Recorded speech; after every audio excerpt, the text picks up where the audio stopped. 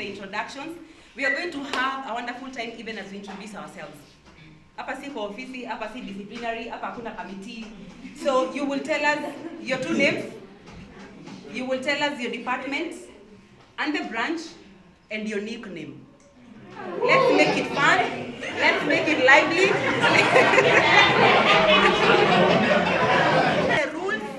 The rules of the game, if I do this, mnanyamaza, sawa? Mtu akijiintroduce atupatie funny nickname, mkicheka nikifanya hivi tunanyamaza. Hebu tufanye practice, hebu chekeni.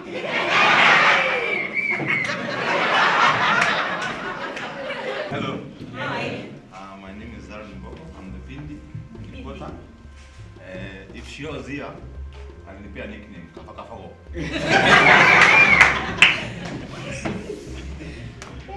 Hello. Dennis Peru, clinical department moja. Nickname Peru.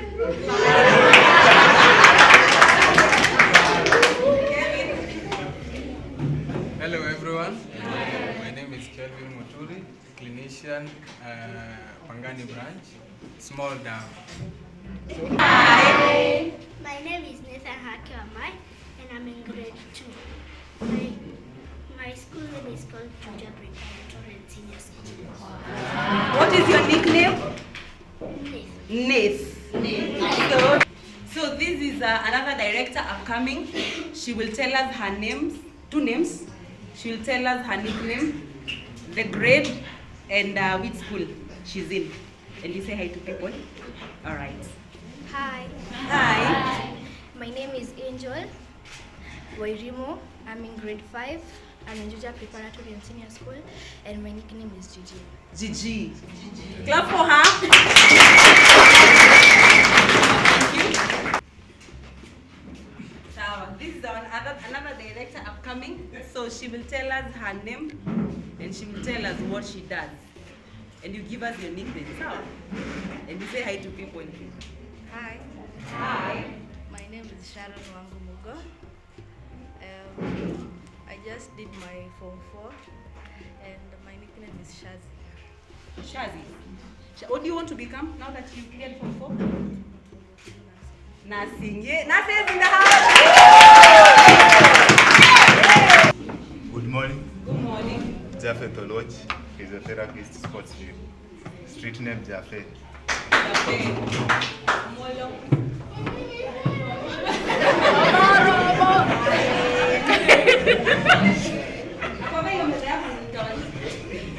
Good morning. Good morning. Edward Omodo, Pangani, Nasi, Tanda. Good morning, everyone. I'm Jacinta Murugi, Procurement Department, Pangani, Kamwari. Good morning, everyone. Good morning. Mirka Joroge, Dieta Pagani, wananitaga Mili.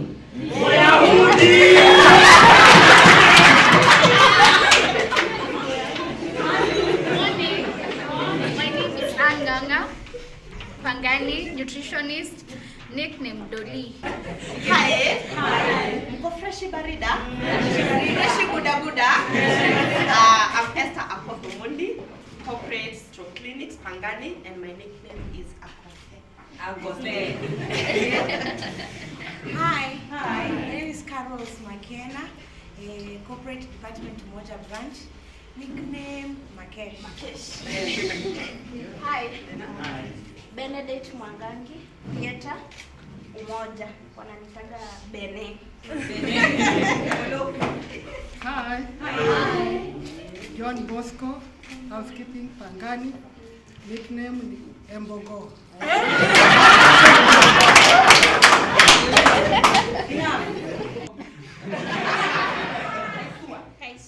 Kaisulwe.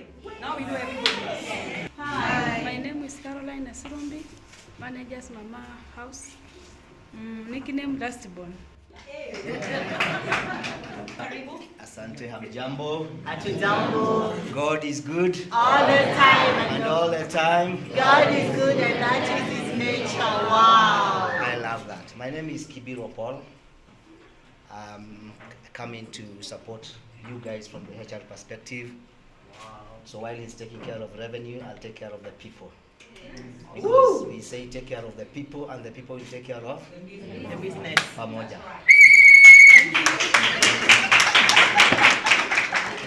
Good morning. Good morning. Elizabeth Mushiri, Business Development Manager, Umoja. My nickname is 2010.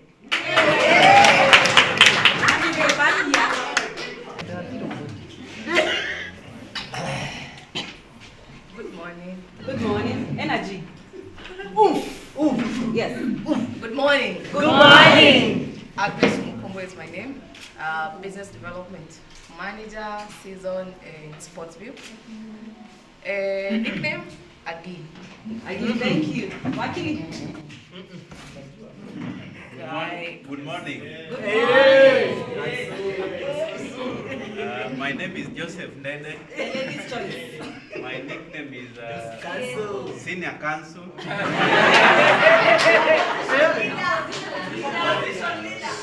Position leader. Wakili. Thank you very much. Good morning, everyone. Everyone is okay? Yes. I will start with a disclaimer. I'm not branded. Because someone gave me a t-shirt, I felt like I'm wearing a spaghetti top. Because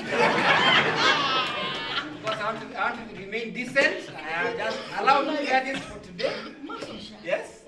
Yeah. But anyway, yes, my name is Johnson Withi. I'm here to work together with the BD team.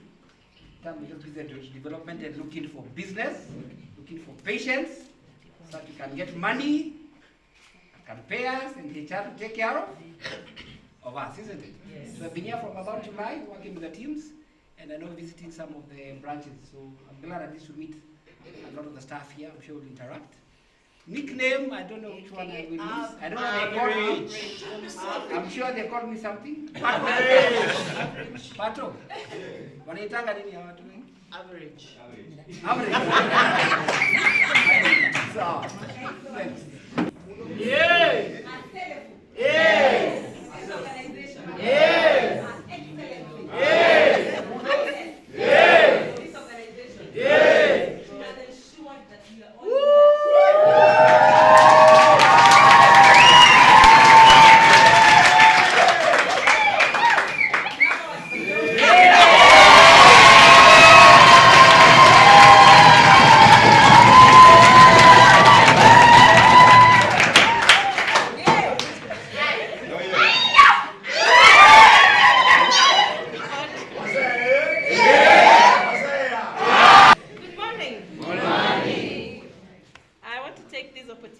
To welcome you to Nyeri County. Or someone did it? Were you given the geography of this place? Oh, not yet. Yes. So this is Rigiji's zone, you know? Yeah. This is Nyeri County, but if you just walked like 200 meters, you will get to Karatina district, so we are neighbors. You're most welcome to this place. Feel free. Na mjienjoy. Sawa sawa. So my name is Salome Shiera. I am your team leader. And what else now? Mbaya amefanya zivemzia hapa. Yeah, so I think we will learn the geography of this place with time, but for purposes of washrooms, there are many. They are all over. From there is one here, some down there, so I think feel free. Seriously, because have made me forget what I should have said. But don't worry, I will be catching up with you guys later. We hope to have a beautiful day, learn quite a bit, interact with all the stakeholders from Britam to Financial Fortune to Team Direct. Let's learn quite a bit from the partners that we have today. Yeah, then if you're very good boys and girls, in the evening I'll take you somewhere. So we're to Azuri.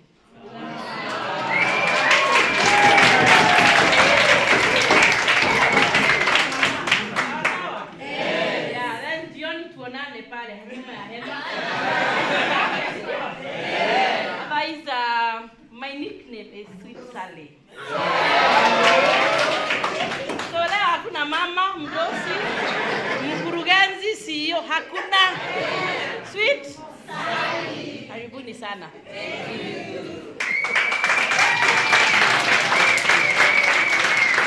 Point that you feel, sasa amekunana, sasa wacha ninunue.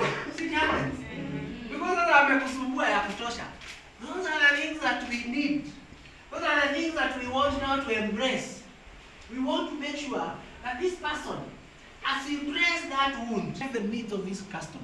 So that together we can be able to push it and make sure that this particular customer has gotten even faster than maybe he or she required. And by doing what? We are fostering a culture that ensures consistent delivery of the highest quality and patient-focused healthcare. Now, this is our main promise. We truly need to promise that consistent delivery of the highest quality and patient-focused healthcare.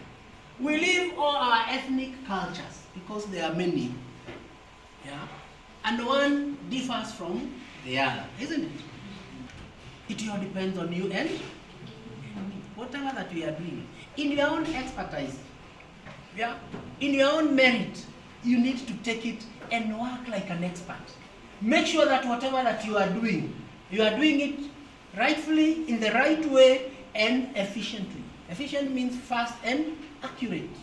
You do it very fast and accurately, such that every other person feels, yes, this is the place to be. These are the people to work with because they are the best in terms of efficiency. But now we have to be tied kidogo by what we call the core values. And core values is a promise. It's like a promise that you make. This is core. This is what all of us need to embrace for us to be able to execute any other thing, for us to go towards achieving our vision. And we give it an acronym, SIGTEC, which is a promise we are giving to our clients. And number one is customer focus. See how many times we are talking about the client, about the customer. It is just rotating, and it must resonate, we must resonate with it that our purpose and our main thing of being here, our main business is the customer. This customer is the reason of us being there. Secret behind the success of what we just want to have. And so you have all of us to take a paradigm shift and ensure that anything that we've been doing contrary, as Johnson was telling us, and see, this is what I can just avoid. You know, if I do that, it will just take me to success of making sure the vision is upheld. And of course, teamwork. As we shall be seeing, anything that you are doing, you cannot do it on your own. And therefore, it requires teamwork. It requires your colleague. So that for you and me together, we can be able to build a strong relationship with our clients. A strong tower that cannot be broken by any other. Yeah? We want it to be seen. We want our hospital to be seen from far and wide. Let them understand. And by the way, customers advocacy is more effective than what our salesmen and women are doing. Whatever they are going to do outside there, they are just saying, they are just telling them to come. But the kind of experience that person will get and take it outside, it is taken more than 2 or 3 times seriously than what you can just go and tell them. And therefore, there is a need of us keeping that promise that together as a team, we'll be able to work unto these 1, 2, 3 clients so that they can go and sell on our behalf. It will be very easy. Tutakuwa tu tunaketi tunaambia mimi niliambiwa na mgonjwa alikuwa hapa fulani, and you do better than maybe even what you did last time, because you have to keep bettering your best. What was best today, tomorrow make it better. So you keep pushing it, push it to the next level until every other person now feels, wow, this is the facility of choice. And of course, empowerment. What we are saying, the moment we just think of the customer, yeah. The moment we just think of the customer, what will happen? Of course, we will have a lot of, si pesa itakuwa mingi. And what will happen is what? Empowerment. The good thing is that as you push Radiant arm, so all of us must intertwine what we have so that we can make sure the business is well supported And when it is well supported, we create what? Wealth. We create money that will help what? That will help the organization to value. It all depends on us. It all depends on us. And therefore, as you work, anything that you are doing, please do it towards achieving our mission. Yeah? Of being what? Of being great. The moment we just work on our vision, the rest of the things will just bring themselves like this. And all of the needs of this customer. So that together we can be able to push it and make sure that this particular customer has gotten even faster than maybe he or she required. And by doing what? We are fostering a culture that ensures consistent delivery of the highest quality and patient-focused healthcare. Now, this is our main promise. We truly need to promise that consistent delivery of the highest quality and patient-focused healthcare. We leave all our ethnic cultures because there are many, yeah, and one differs from the other, isn't it? There are even in other countries that we have watu walikuwa wanaitwa nini? Walikuwa wanakula watu. Wanaitwa nini? Sikuona lakini nilikuwa nasikia wanakula watu. Now, when you bring that culture here, what will happen? We'll start sizing up, unaona, hai kale kabenona vizuri, hapa tunaweza. Facilities that we can go and get attended very fast and very well. It all depends on you and whatever that we are doing. In your own expertise, yeah, in your own merit, you need to take it and work like an expert. Make sure that whatever that you are doing it rightfully, in the right way, and efficiently. Efficient means fast and accurate. You do it very fast and accurately, such that every other person feels, yes, this is the place to be. These are the people to work with because they are the best in terms of efficiency. But now we have to be tied kidogo by what we call the core values. And core values is a promise. It's like a promise that you make. This is core. This is what all of us need to embrace for us to be able to execute any other thing, for us to go towards achieving our vision. And we give it an acronym, SIGTEC, which is a promise we are giving to our clients.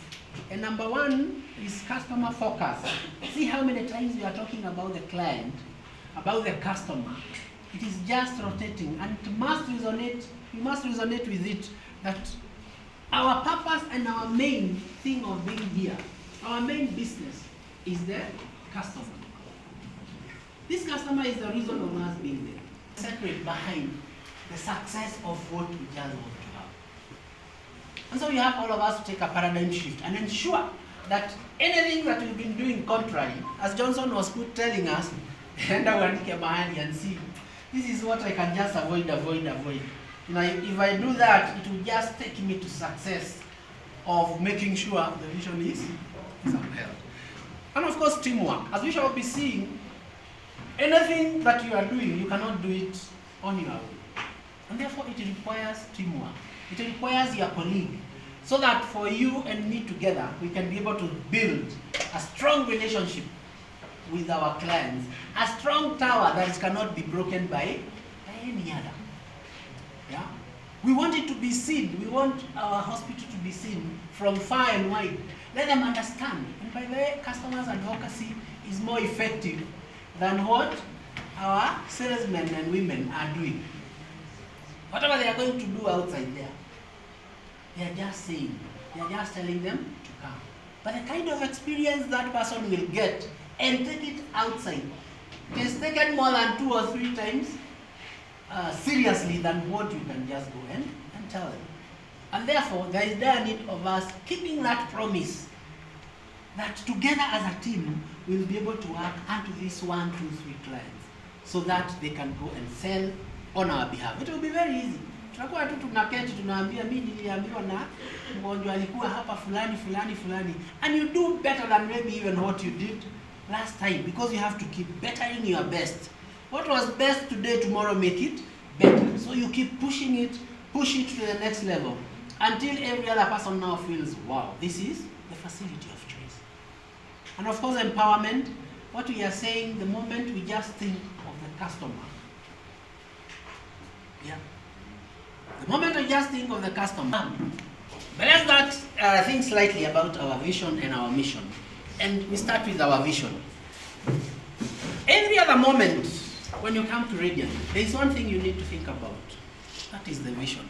And you have to keep yourself on a scale every other minute, every other day.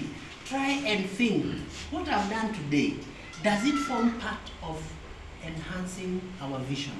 Does it form part of what I'm supposed to do so that I can help in trying to achieve the vision of the company? What does it say? It says to be a great and long-term healthcare provider by consistently exceeding the expectations of our patients and mark the wordings as Johnson was putting it, and I just want to emphasize more on what he has just brought about. Yes, Henry? That's a vision. This is a vision. So your vision is not right, eh?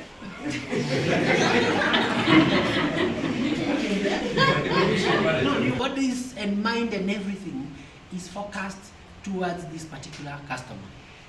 We give the best, just remove the best there is in you, such that even if anything else happens, like at times wana park, si ndio? Umefanya uwezavyo but huyo mtu amepark. But what do the parents or the relatives say? Yenyewe ameenda, but you have done what? You have tried. Those are the sentiments we want from the relatives. Yani ameona, you've tried by all means. It's only that ameenda, lakini you've tried by all means. Yenyewe mmejaribu. And you see those people move with clean and good hearts because they have seen you've toiled and moiled to make sure that that life is upheld. It's only that God has taken it, isn't it? That is exactly what we need. That should be in our mind, in our bodies and everything. Anytime you think of customer service, that is exactly what we need. And number 2 is integrity and professionalism. As we work towards achieving our vision, the best thing to do is to have what? Utmost integrity. Yeah? We do our work with a lot of professionalism. Yeah? Now, anything that you are doing must be quality. For us to remain great, for us to become great, then everything that you are doing must be quality and must be done efficiently. Anything that you are doing, all our operations, every step that you make to this organization must be done in a very efficient manner, must be quality, must be something that every other person would say, yes, this is exactly what I could have done, or even they have done better than I could have done. And so again, we have to rethink and see, what is this that we don't do in a quality manner? Is it administration of drugs? Is it maybe record keeping? Every other person in your own department, they are all things that we have to endeavor to make sure that they are done in a quality way and more efficiently. Efficiency, we've said, is what? Fast and accurate. You are doing it very fast and again accurately. This is exactly what they needed. But you've done them, or you've done it faster than anybody else could have thought. Tunataka if it's an operation that is being done, kabla relatives wafike wanakikuja wakifikiria, sasa ndio tunaenda kutengeneza ama kutayarisha. Wanakuta the person alipelekwa theater na ametoka is under recovery. And what do they say? Wow, those are the people that we would want to work with. They are doing it faster than you could have thought. They are doing it in a more better way than every other institution maybe around can do. And what they do simply, they'll just start telling their relatives, their friends. What happens? That is what we call advocacy. They're just talking of how well you did it. Yeah? Unakuta kuna huyo mgonjwa alikuwa hapo. And what happens? Akikuja, if there is nothing that you did, you guys, hata kuwa na la kusema. It depends on what we do. Right from the gate there.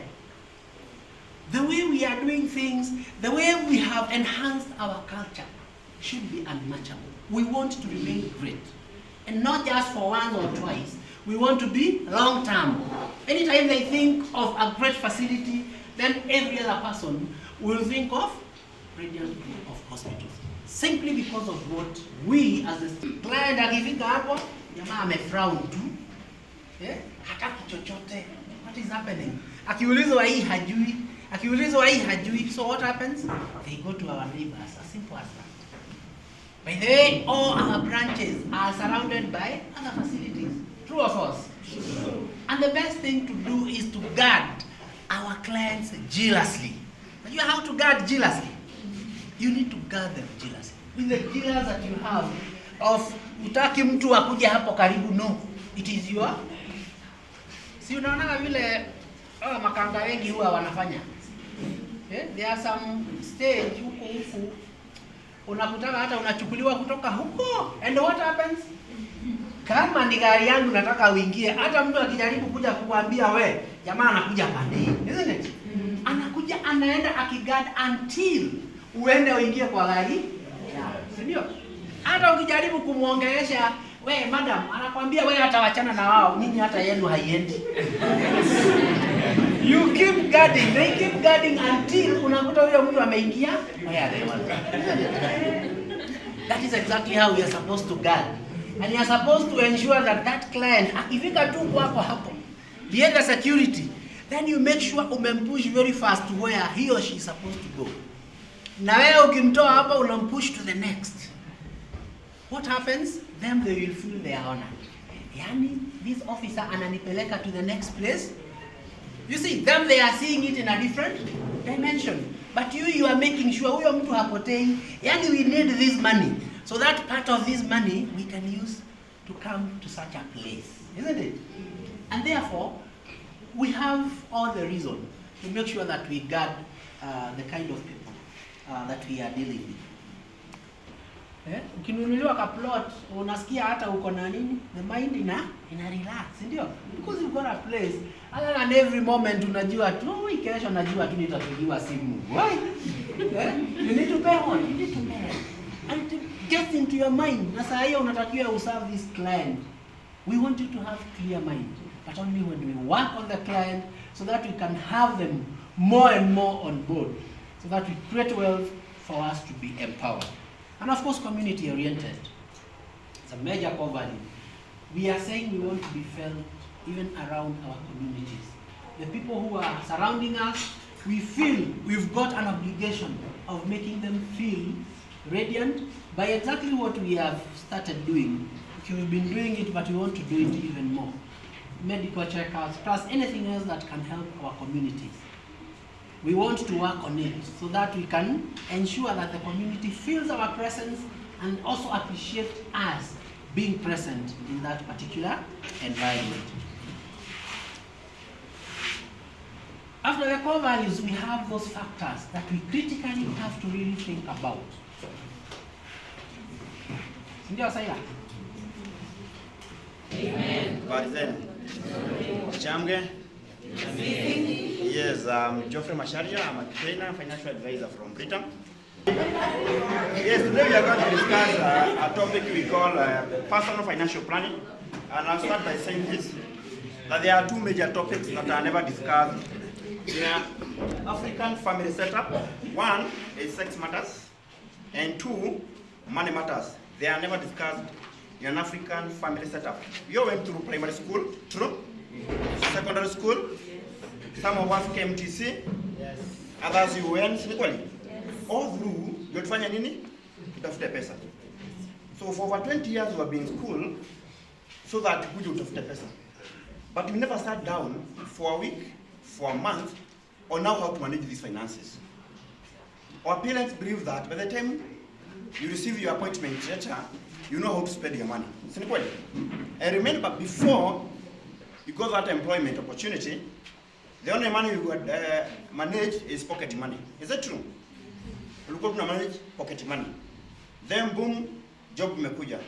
Now I usually summarize that topic by drawing a very small graph here that was drawn to me some times back that describes the life of a working class person. You and me from age 0 to around age 25, around age 60, around age 70 plus. Why 25 years? Majority of us here are parasites We consume, but we don't have income. Si ni kweli? Tunamalizanga shule at around age 22, 23. We tarmac for 2 years. In the medical field tunasitanga locum, mbili tatu hapa, si ni kweli? Then tukapata kibarua at around age 25. Here you survive from your parent or from your guardian. Si ni kweli? Why 60 years? Very good, retirement. Here again you consume from who? From your employer. Si ni kweli? If you look at the difference between here and here, these are only 35 years. And these are supposed to achieve major goals in life. One of your major goals in life is that una mwenye alisema mimi sitakuja na bus. Si ni kweli? You want to buy a car, who's on the road. You want to advance your career. You want to go back to school. Si ni kweli? You want to buy a rad, plot. You want to educate your children for only that 5 years. Si ni kweli? Here you consume from parent to guardian, here from your employer. The question is, how do you expect to survive after retirement? How do you expect to survive after retirement? There is life after retirement. Simply. Here you will be enjoying your longest holiday. True? Hapa unaendaga 1 month annual leave. Simply. Here you will be enjoying your longest holiday. So how do you expect to survive? Now that tulipo jana tumeso? Usually give me for answers. One, that you'll be saving from your neighbors to home for the elderly. After working for that 5 years. Is that a very good option? No. And that's why I'm by the time I'm 60 years, my children will be working like me. So I'll be saving from my children. And that's why I'm PNP, permanent and pensioner. I'll be saving from my pension. And the last one here, for that 5 years, I'll have saved and invested, so I'll be saving from my savings stroke investment. For this one, we can't sit out. Children, do we educate our children as a form of investment? No. Very good. It is your responsibility. And there's a small percentage who still think that educating their children is a form of investment. And I'll ask a question, and I'll use the year 2022 as my case study from January to date. Who have been sending a minimum of 10,000 to their parents, faithfully? A minimum of 10,000 to their parents? What? None. So if our parents were taking us to school so that they can survive on us fully, food, shelter, everything, okay, who are we? 4 by 6. Alikuwa ameenda, si ni kweli? Mwenye tunakuanga Nairobi. Shule zikifungwa, where do you take our children? Shags, si ni kweli? When you are taking them to Shags, what kind of shopping do we go with? Unga mbili, 2 kgs of rice, si ni kweli? Tunawapeleka nyumbani. When we are coming for them, tunachukua ile gari ya kahawa, huko kasawa kaba za problem box. Hutu narudi kana namna hizi kweli. Viazi, mahindi, kuku, yes, unaona hiyo maneno, si ni kweli? So who is fooling who? Who is surviving on the other? Hello? Last year but one? Yes, ile nyama ilichinjwa na Mungu. Ile gari ya kaya problem box unaokoa ile jogoo ulichinjia ile jogoo na ile si kweli?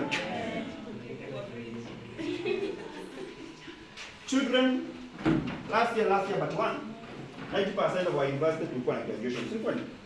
Sasa we have over 200,000 graduates huko nyumbani kama kitu for away. Some of them they were police, our classmates, si kweli? Wa police kwa nini bado wanasumbuka kutafuta kazi? So this is not a very good option. Pension, I should give it half a tick because it has its challenges. At age 60, even your dental formula is not strong as it used to be. True? You need softer food. Is it coming cheaper? No.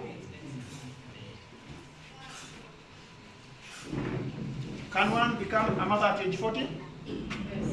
And it's very acceptable. So, can one become a father at age 40? Yes. And it's very acceptable. So, even for us men, we are very talented. Right start at age 40. So what will be the age of your kid by the time you are retiring? 20. Very good, 20 years. Watoto wa 20 years tunawapataka wapi? They are either in college or university. Si ni kweli? So what will happen to lump sum pension you are expecting to get? School fees. It will not go to school. Si ni kweli? So you remain to zero.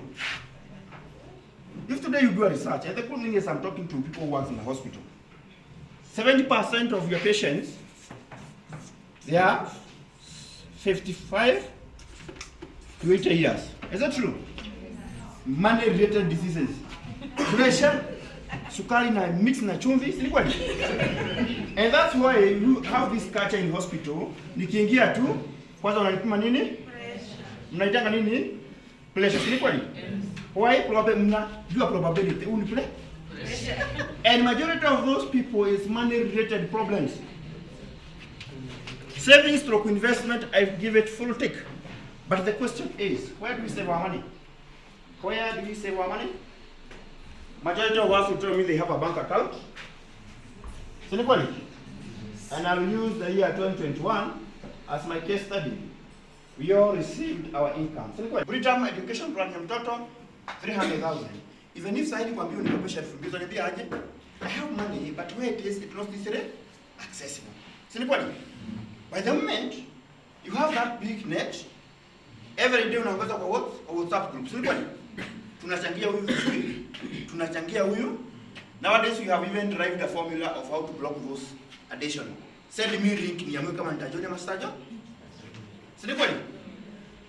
Deduction is your money. If you want to know your net worth, you take your annual income times age divided by 10.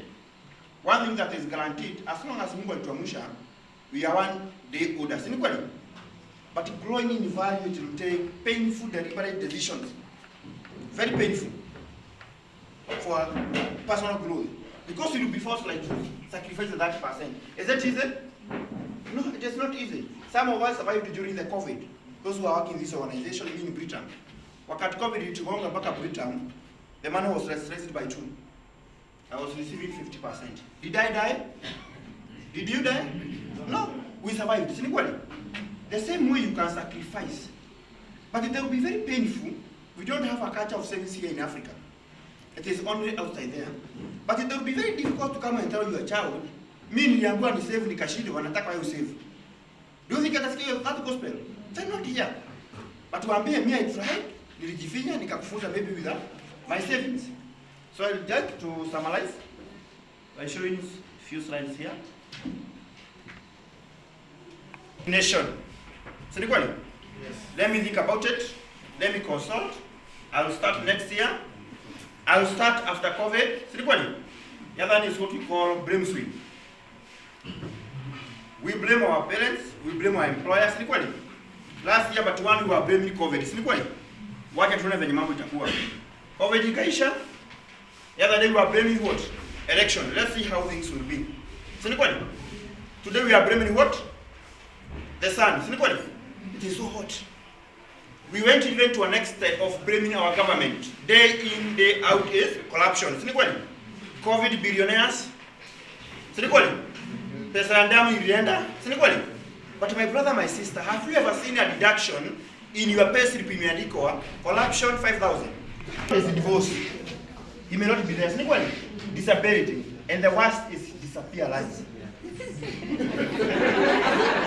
The worst one is disappearance. Waniambia anakuja kuwa na pesa, anaingia kwa nyumba saa 10 ya usiku. Si ni kweli? Wakati hana float, yuza saa 1 nyumbani, anangoja nini? Debate ya Wajakoya ametulia nyumbani. So I wish to stop that juncture, but I would like to answer just one question. One question. We call it a day. One question. This goes this, this goes this, this goes this, this goes this. Make sure that the system is working so that we can generate revenue and take advantage of everything. The other thing is that what we can also get to do is to keep informing you how the company is doing, because we have got the instrument of measure. We are the ones who are measuring this aircraft is flying at what height above the sea level, and whether the temperature inside is right, and whether it has got fuel or no fuel. So we shall make sure that within the finance department, we are keeping those instruments of measure. And those ones means measuring profitability, measuring revenue, measuring costs, measuring efficiency ratios, like your gross profit margins here, like that. Okay? We shall support you in all that. Okay? Now the other thing is also on procurement. We shall make sure that we are procuring what our patients want. Okay? Not what we think that they want, but what our patients.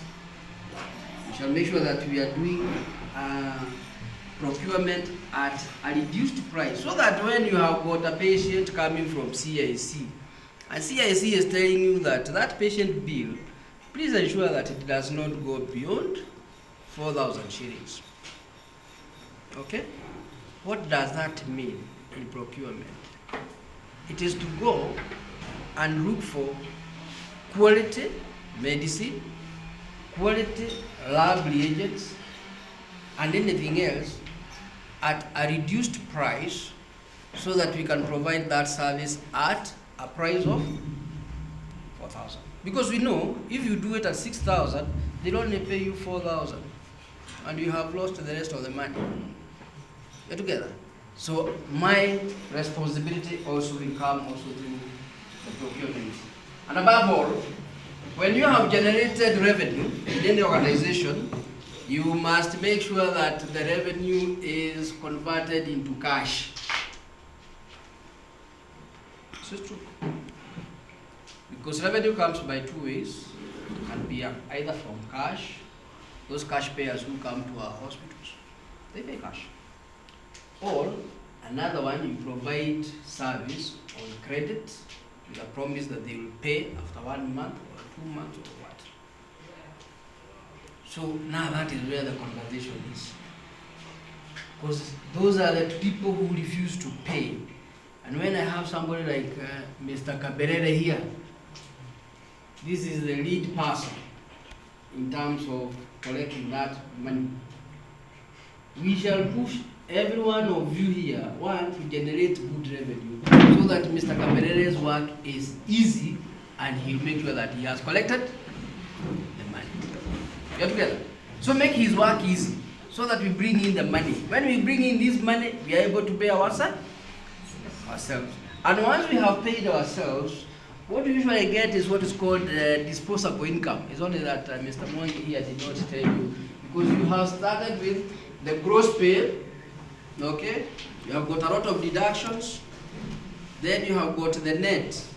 That net is what I can call as your disposable income. Income that you can do anything with. You know now you are talking to a merchant. Me, I'm not a clinician, but I'm a business person, okay?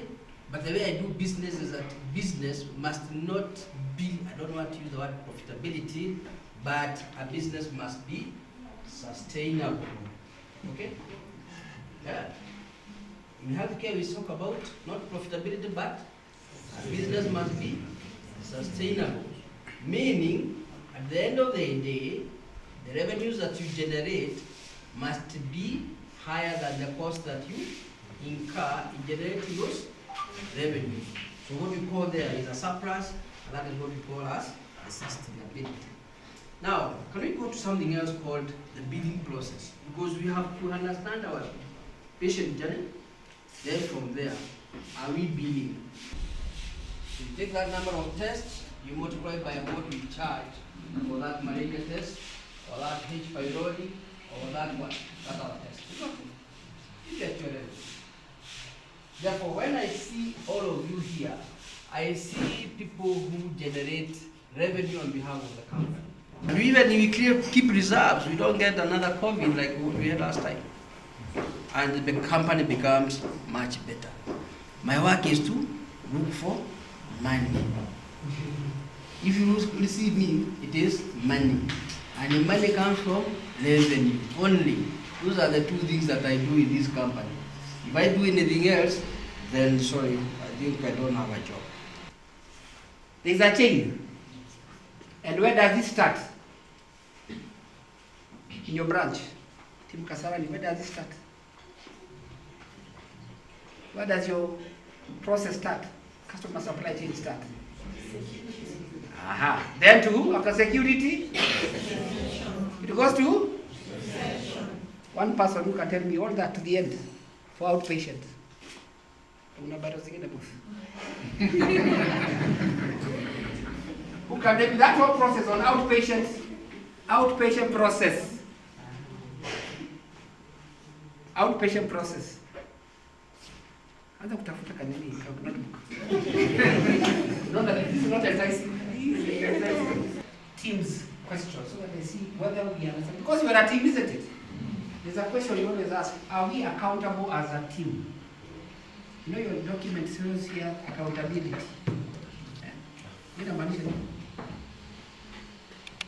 Who will hold you? Are we accountable as a team? Are we accountable as a team? Are we accountable as a team? Ama kikiharibika tukinuka nasema ni wane.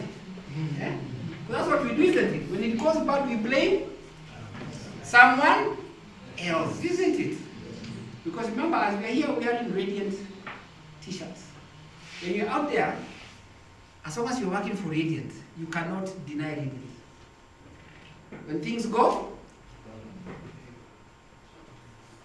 but when things are good, you want to be associated with hospital. Tikiharibika, nafanyanga tu kama and now who visit the Lawangu. You don't even want to be known that you are working there. You know. So are we accountable as a team? My question is this: who here understands the business model of the hospital? Who here understands the business model of the hospital? Because we are accountable as a team. Who supplies? How many times does the maternity team come down to casualty, to ANC, to Gaina? How many times? So ask yourself, where you sit, what value do you add to that chain? Because that value in that chain will then create a teamwork. That value in that chain will be you are meeting a critical success factor, but at the end of the day, meet what?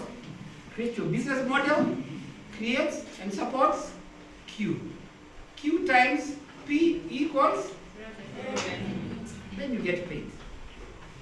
In simple terms. That's how it works. Thank you very much.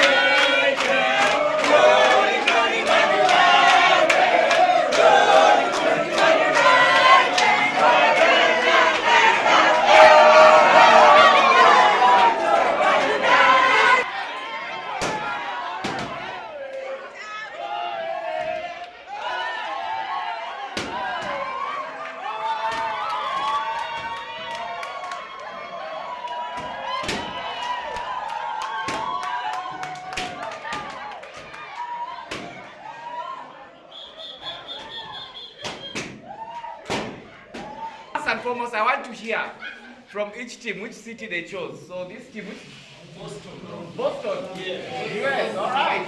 Okay. Now Boston is pick up? Okay, Boston. And then Rome. Rome. Wow, hey, okay, we are expanding nicely. Rome. And then, Toronto. Canada, Toronto. Yes. Good. And then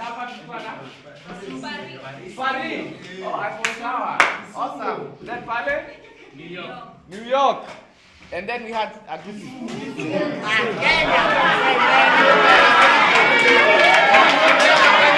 people panicked. 4 minutes. By the time we are getting to 3 minutes, even the good towers, we're going to blow their balloons. And there's a lot of panic. And my question to you, especially in your field, what happens when you panic when you're offering your service?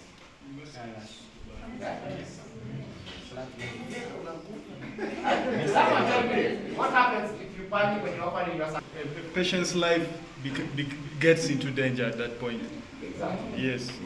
Us guys, when we make mistakes in our field, the worst that can happen is a balloon bursting. But you guys, when you make a mistake, what happens? Exactly. So we need to be very careful. Even how we get to handle pressure. Senior. Thank you, that was a good one. Angie? Kuna watu walienda first floor na wengine walienda 8th floor. Which team walikuwa wameenda 8th floor and above?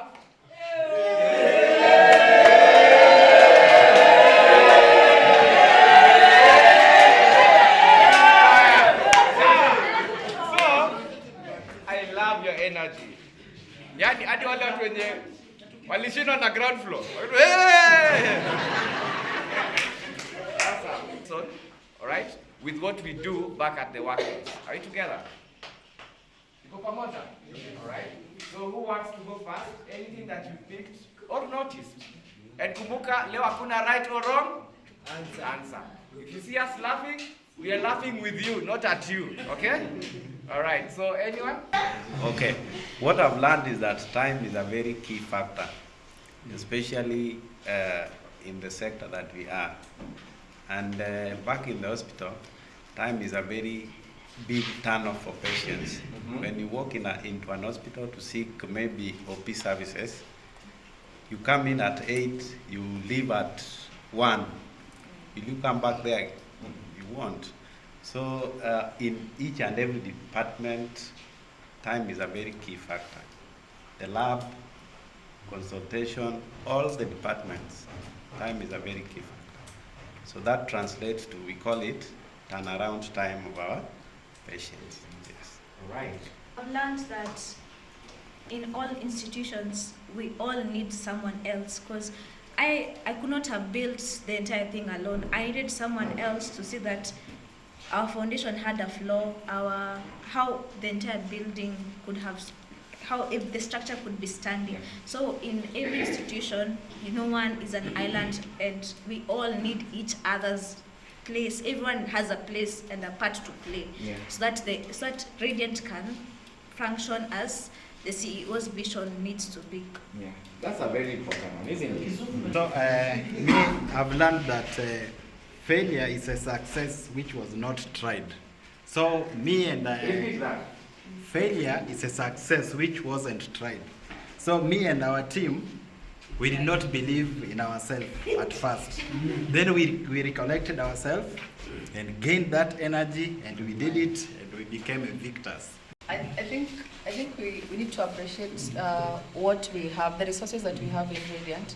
At the time we focus on what we don't have. I think when we were given the tools of construction, we didn't start looking for what we did have. So we may not have all the resources in the hospital, but we can still do something to grow the revenues in what we already have as our resources. Yes, thank you. As for me, was planning. So planning means people put their minds together. And for any business to thrive, if you just can't go, into the dark, shoot in the dark. So planning is very key. And I saw these guys, honestly,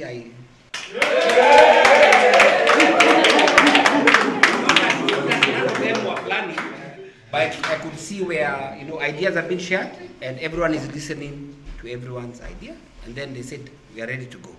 So for me, planning is key. Yeah. Operating with very limited resources. We must use the resources we have in the facility to attain the set goals at any given time. Right, thank you. So at all time, we should always believe in ourselves. Whenever you feel like you can't make it, recollect yourself, gain the energy, go for it, and you'll achieve. All right. My name is Ben, for those who don't know me.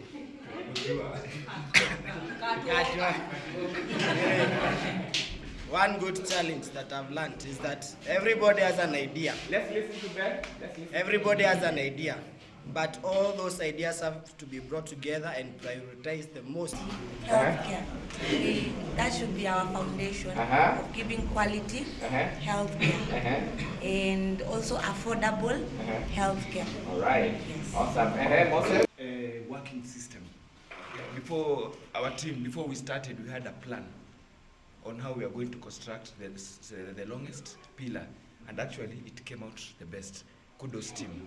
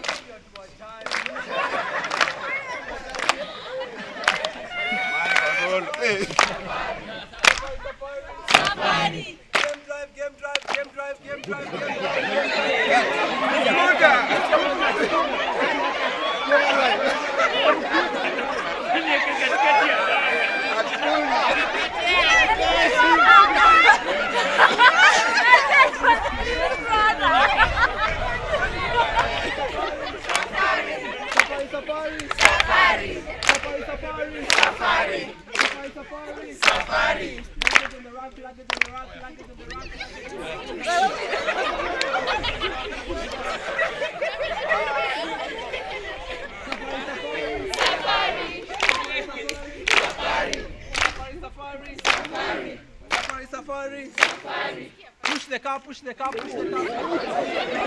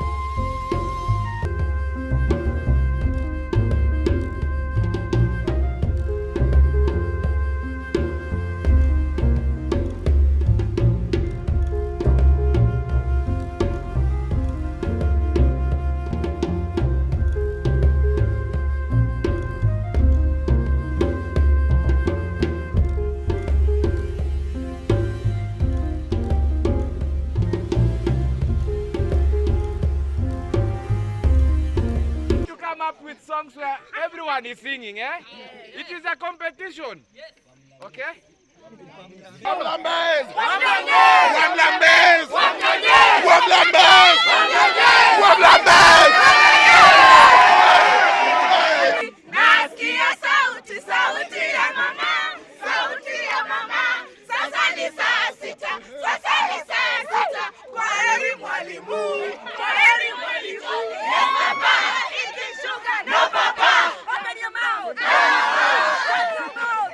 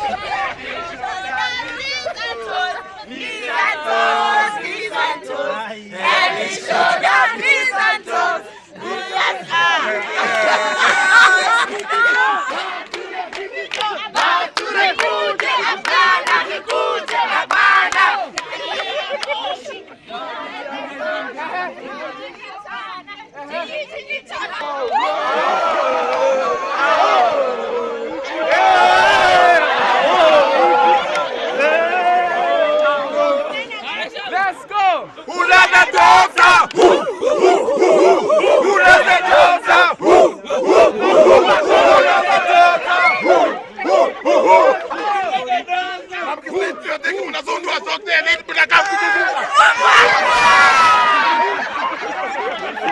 Let's go!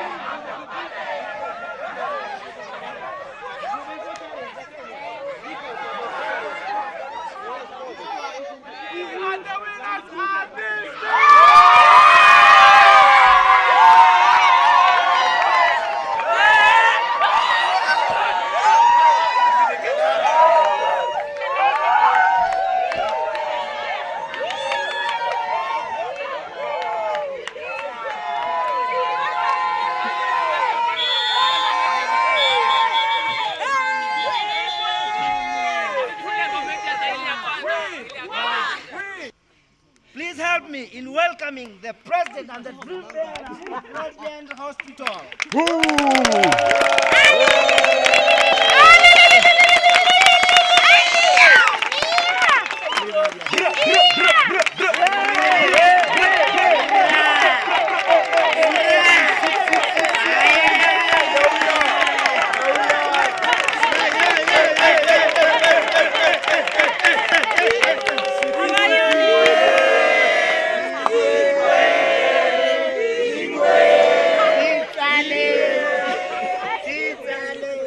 So far,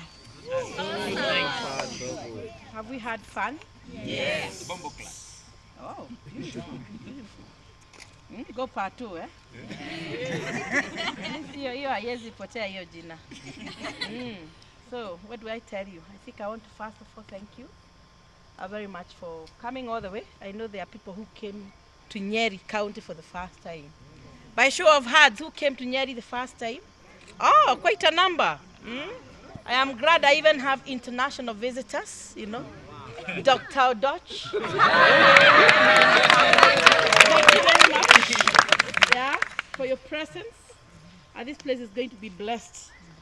I know Paul has thanked people, but I will not feel shy to again thank everyone who came and who made this possible. And we have many people on board. I will start off with the people who planned this, the HR department. Maureen, Paul, and the team, Rintare, thank you very much. Because this was a good idea, right?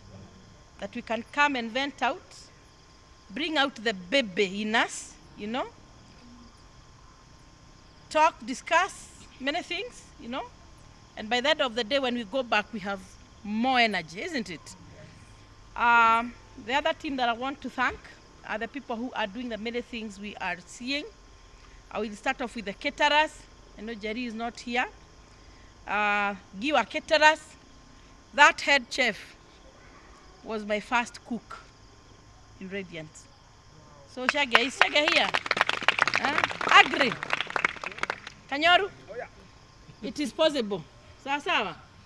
Unaweza toka hapa na uwe? I know on Wednesday I think she's going to do something in State House. So it is possible. You do your work very well, yeah? Earn your blessings, because Susan was a very, very good girl. When I started Radiant, she was my first cook. And when she felt she needed to jump out, she did not disappear after the pay. Hallelujah. Amen. Si kuna watu wanatoroka after mshahara. Yeah? She did not do that. She asked for guidance. She asked me to bless her. I gave her a lot of business acumen. And that is why Susan and Giwa Caterers, up to now, she's doing very, very well. The other team I want to appreciate is Team Britam. Team? Britam. They talked to you in the morning. Ama hawakuwaongelesha? Did you hear anything that was nice? Yes. Right? I want to give a short story about Britam, because that is where I started. After leaving the university, I'm a nurse, a BSN, and there were no jobs out there. So my first hustle was selling policy. And I was selling for Britam Nakuru branch. And it is when I joined, of course, how they talked to us. When you come in as a staff, as a salesperson, that is the first thing you're told. That look, you cannot be preaching water and drinking wine, isn't it? I was told, chukua kidogo. And do you know the kidogo I took was how much? 3,000 shillings. 3,000? And I continued with my sales until about the third year. Yeah, the third year, when I was able to get now a nursing job in Gertrude's. That is when I dropped sales. And by that time, my policy had already earned a value that I could draw 100,000 shillings. And then God brought this opportunity.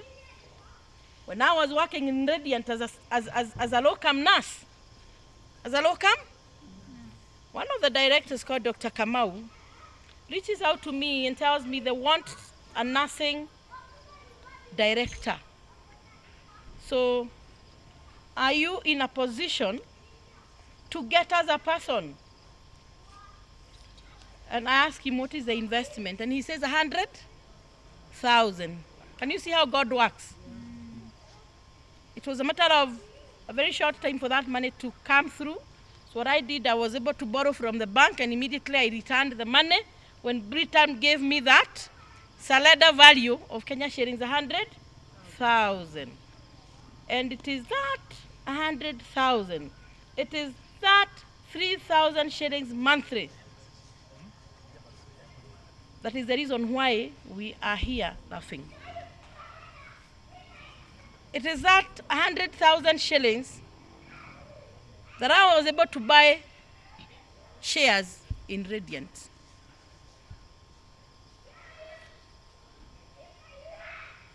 And it is after buying the shares, being many, and eventually buying the others off, that I now own Radiant. You can see the story. I didn't have our time alikuwa anaitwa sugar daddy. I didn't have one. I didn't have anyone. I mean, I am a girl who was born and brought up here in the village. I wore my shoes for the first time in Form 1. So I did not have the luxury of money to be able to come and invest and set up the hospital. But investment, whether it is 1,000 shillings, you could be a cleaner. Maybe your pay is not that high, you will not be able to put 3,000. Put even that 1,000 shillings. Paul has told us about a circle, isn't it? I'm sure with time tutajua what is the minimum you can put in the circle. Something that can be able to accommodate everybody. So investment is very good. It is where people begin to succeed. If you listen to the genuine millionaires and the genuine billionaires, they started somewhere and they went up slowly. I'm not talking about the COVID billionaires. I'm not talking about the entrepreneurs in this country. I'm talking someone who can be able to give their story and has a growth path that is very clear to have earned them what they have earned them. My dream for my staff members is that being in RGH is going to be memorable for you. That you will sit and say, I worked in Radiant when I was in my youth years, and this is what I got. This is a piece of rad I bought. Or this is the car, I bought my first car. Or that is when I married and I was able to, that kind of success story. That is what would make Mama happy. Yeah? So I am asking you that after this, whether you are committing or you're not committing, please reach out to Mr. Masharia. Mr. Masharia, please lift your hand or stand. And Charles Cune, those guys, they are going to be in that hall. As we make merry, as we mingle, search yourself. Because there are things that I want us to bring to an end. Every other time a staff has a problem, kuna kamchango, si ndio? Yeah? Kuna kapage. Please, this is, I don't know, Furani lost this person. Can we assist? We can bring that narrative to an end. Because we have beautiful protection covers, we have beautiful last office covers, and you will not regret. And the beautiful thing is, this is not wash money, it is guaranteed returns, and nobody will disappear with your money. Sawa sawa. So thank you very much, Team Britam, for the training that you gave us. And I'm sure you have the contacts. This relationship is symbiotic. Sit down and reach out to Peru. Remind him, okay, that he needs to secure his future. Sawa sawa, guys. The other team that I want to appreciate is the team that is doing this job, the video, the photographs, and we have two teams. There is team Financial Fortune, led by Umitha, Steve, of course supported by Rogers and this Sunday. Sanjay, eh? What was the name? Sunday. Oh, Sunday. Okay, yes. Then we have our brother there, Isaac. We have person who did for us deco. Hello. Is this place looking beautiful? David, right? Thank you, David. We truly appreciate you. The other people that I want to appreciate is Team Rotian. This is my gang. I am a farmer. So these are the guys I work with. These are operators of equipment, serious equipment, and they are very flexible. When I knew I have this kind of a team, and I have not yet set up a company that can run, I told them, guys, right now we are not doing anything, come. So we have Zadok, we have Paulo, asante sana kwa kuja. Then I have the other inner team of Team Sale. Yeah, Team Sale, we have Nasirubi. Nasirubi, where are you? Yes, thank you, Carol. Whether I am there or not, me, I have no issues. She takes care of my babies. There is the guy who stays here called Wycliffe. And of course, my family. Yeah, Mr. Wamae and the babies, thank you very much for the support. During this, I know we are almost finishing. Tomorrow is the last day to really appreciate. I also want to appreciate this guy who is coming. His name is Kevin. And Kevin is our mixologist. Say mixologist.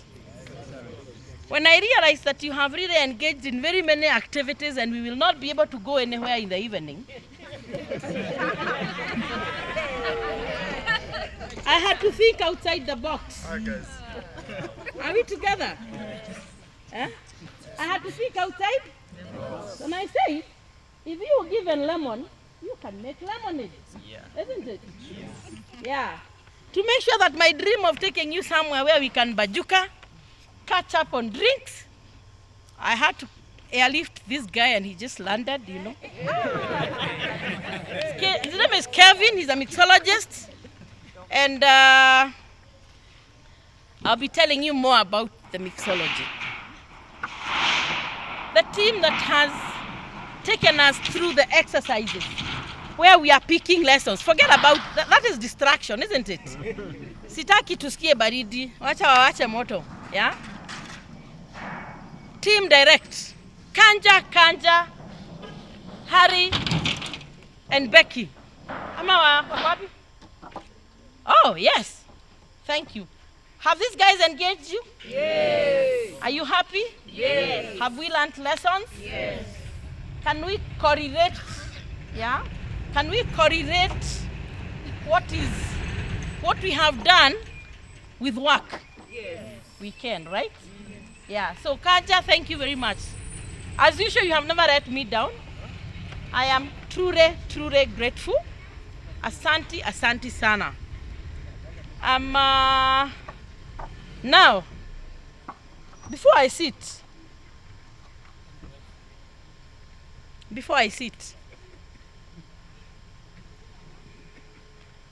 there's something that I want us to reflect on. I want us to reflect on something because it has affected us. I am not worrying about the people who are here because social media is open to everyone, isn't it? When we have that hashtag, hashtag what?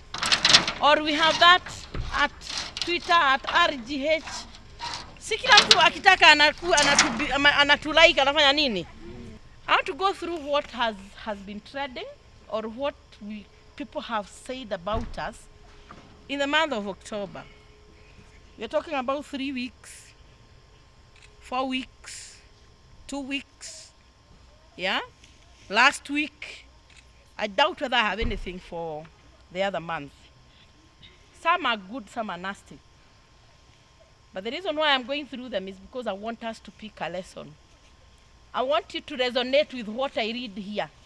If you are the candidate or the culprit, and especially the negatives, ujiita kama mfano na waambie Mungu akusamehe. Hallelujah. Amen. Kwa sababu some things that I am seeing on social media are not interesting. And I'll start off. Alisema customer service ingine mbaya ni kama inakuja na PhD. #Radiant Hospital umoja hoe. Hata Eliza sasa hana sauti. Ako wapi?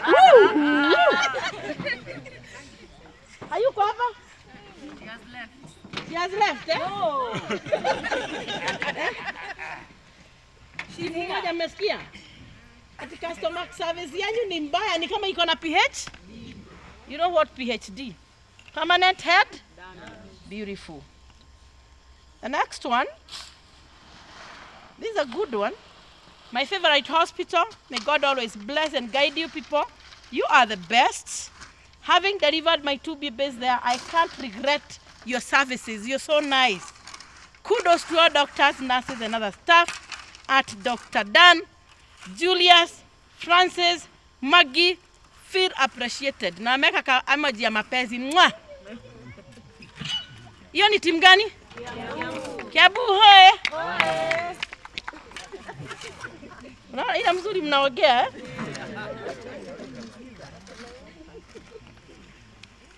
I am very disappointed after visiting my NHIF outpatient choice, which is your Kiabu branch. Oh my. But the receptionist, Jackie, the same energy. But the receptionist told me that you only offer services to civil servants, NHIF, cash, and corporate. Can someone tell me why? I am wondering whether the transition I had guided happened when we were jumping ship from seeing the national scheme, which was not our decision anyway, it was the government's decision. So you all knew that. It was not our decision to jump out. We were coerced to jump out. And if that has not been done, the managers who are here, the BDs who are here, please make sure that you sit down with the customer service team members and give them a narrative that is friendly to the ears.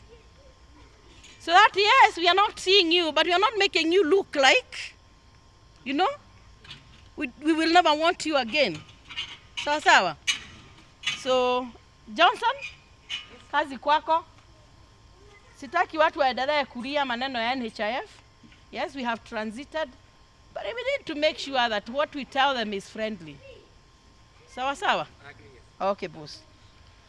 The number 0704 995 hiyo namba ni ya nani?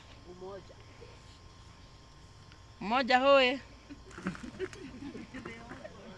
Watu wameenda. Hawako, wamelala. Yeah. The person says it's not going through and I want to go for a breast screening at the Umoja branch. Why would the hotline not work? You need a simu hata unaenda nayo kwa choo. Watu wa customer service mko wapi? Anyone in customer service? Lift up your hands. At least Angie. Where is Angie? Oh, you're here. She's the other one. Hey, mnajificha hapi. No, I'm here.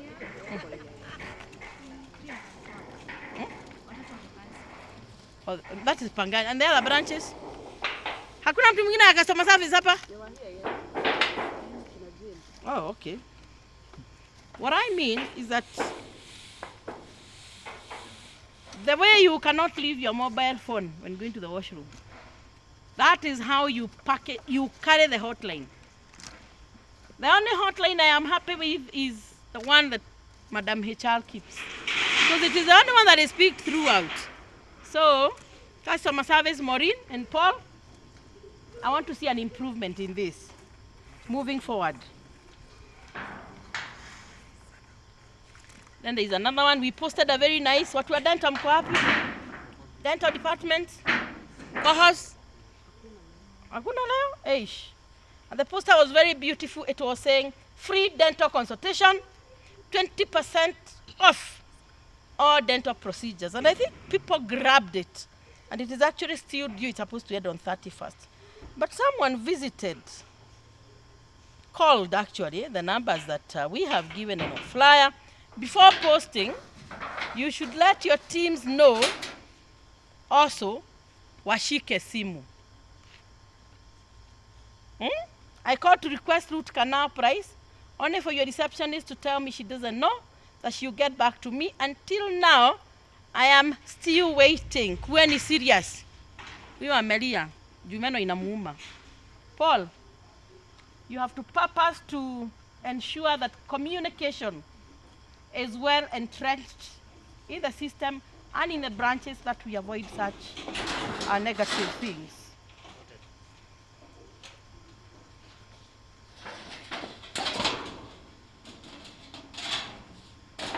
Another person here, I witnessed a drunk staff at at your Kasarani maternity branch on Machuja Day Eve, and I was very disappointed. I left untreated, and I wouldn't want any other patient to go through what I went through. Sports View team. Mko wapi? Yes, at least thank you Agnes for owning up Sports View. Hapo nasikia tu ni kupewa. Pate after pate after pate after pate. Hata kama mnaibia kazi ni pate after pate. This is unacceptable. I want someone to stand here and tell me they'll be very comfortable if they are going to theater and the doctor is drunk, the one who is operating them. Simama. Takutafutia mmoja mrevi ya kupasue sahi.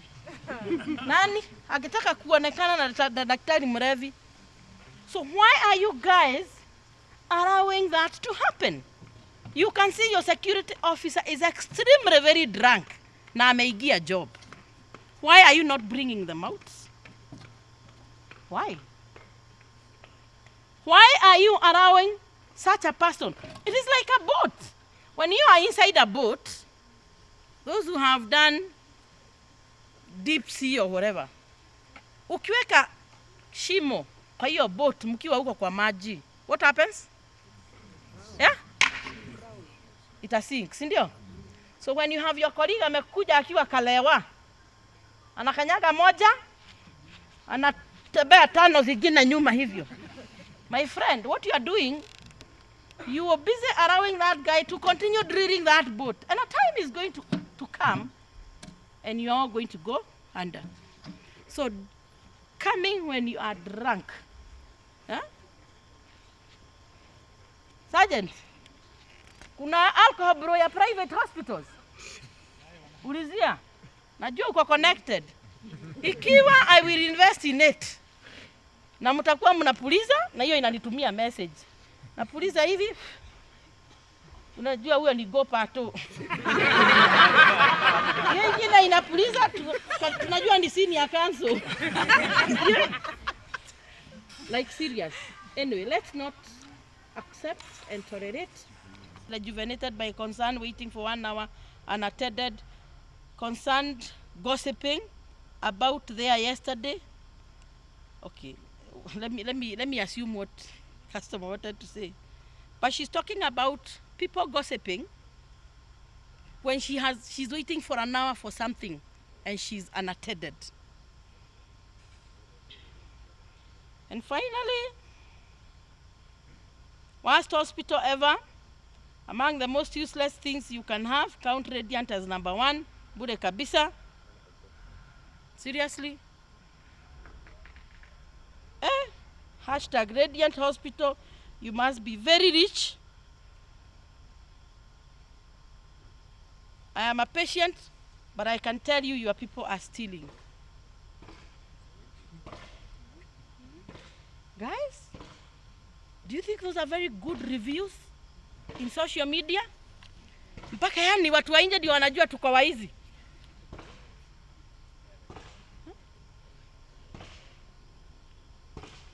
Unakaa unajua ya kwamba Catherine ako jikoni. I'm just giving an arbitrary example. And unajua anabeba uga jioni, but kwa sababu alikupea mandazi 2 saa 5, unacheza kaa wewe.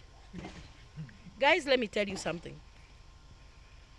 Everyone here has a JD. Kuna mtu ana job description? Anyone who doesn't have a job description here? One common JD for everyone is what?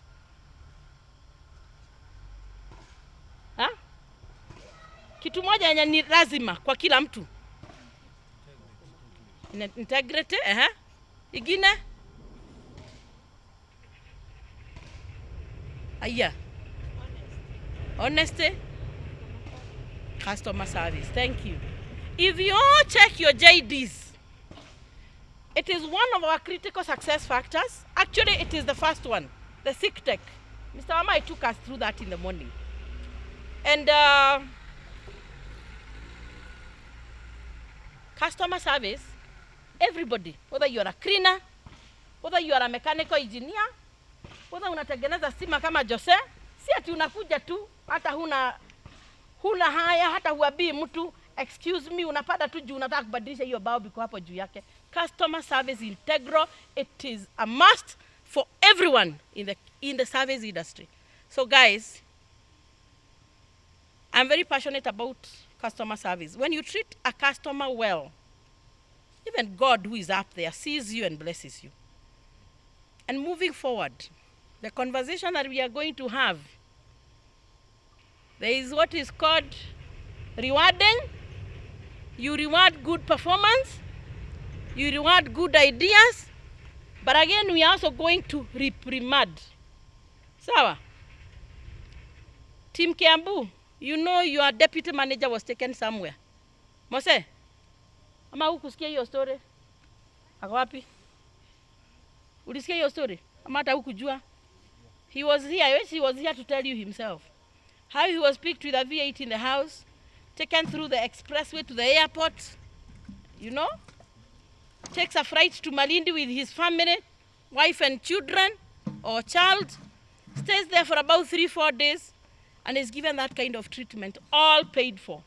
I am promising the performers that kind of treatment, guys. I am promising the performance. But the people who are not performing, my friend, uendelee kuwa kalewa. Ati nilikunywa mbili nikikuja. Uwi.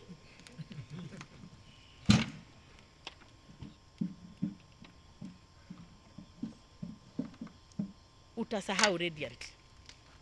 And I will not wait for the process. I know Madam HR is very passionate about, I don't know, call a committee of inquiry. Ataiita in the nearest hotel, guys. Unaona hiyo hotel iko karibu hapo, ndio anakuja kumalizia kazi yake ya HR, because you will not be wanted and you will not be there. The other day, when I read this thing of theft, I started doing my own due diligence, and I knew people were stealing. I knew people are stealing. People are stealing drugs. Yeah, watu wanaiba madawa. Watu wanaiba mchere, watu wanaiba mashuka. Mnakumbuka kuna mtu alishikwa na tishio 5 zile za Juba, unashangaa hili kwa ya kuuza ama yake tu ya nyumba, zile kubwa 5 kwa bag. If you look at all, because I know you know the thieves who have been fished out. Is there anyone who has succeeded? Kunaye mnaona anaenda na ka helicopter siku hizi juu ya kuiba. Anybody? Anybody? Who is so happy? Stealing is bad. Theft by servant is bad. And I want to promise you one thing.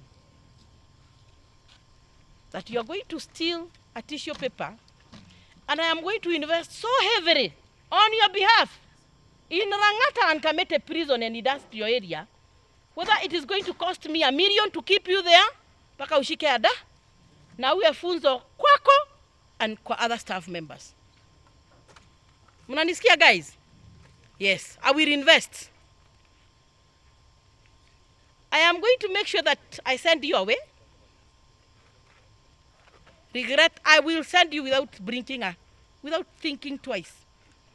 If you're not embracing customer service, if your integrity level is questionable, yeah, and if you're not willing to change the culture. Sir Ruben told us about the Q plus P, which is equals to R. Q, quantity, and quantity is our patience. Price, that is being harmonized. It's already there, but being harmonized. Then, of course, that gives us revenue. For the last 2 months, you have been paid timely, isn't it? Yeah? The management's target is to beat the bank's target of paying people by 22nd. Kwani hata hamuna ka ama hamtaki kulipa tarehe 22? Ai. Maureen, rudisha tarehe 7. Invest in Britam or not? Will you grow your circle sales genuinely or not? So tufungue macho, we think outside the box, yeah? And we purpose to earn an extra coin genuinely. Earn an extra coin genuinely. Not conflict of interest. Ian, don't go and invest in where is Ian, my friend? Siku hizi amepuguka mpaka haonekani. How company? Huh? Yes. Don't go investing in a pharmacy. Because whether you are stealing or not, when I know, I will assume all the medicines that are getting lost, the conduit is to your pharmacy. But if you go somewhere and you start something for team building like this, that's revenue. Or you're doing something online. I got no issue with that. I think HR, did you tell them? Yes, I did. Yes. We need to think about how we can add value to what we are doing. And of course, I am not saying that sasa uko huko kwa side hustle tumechelewa kwa sababu matatu ilikuwa imeshikwa na karau.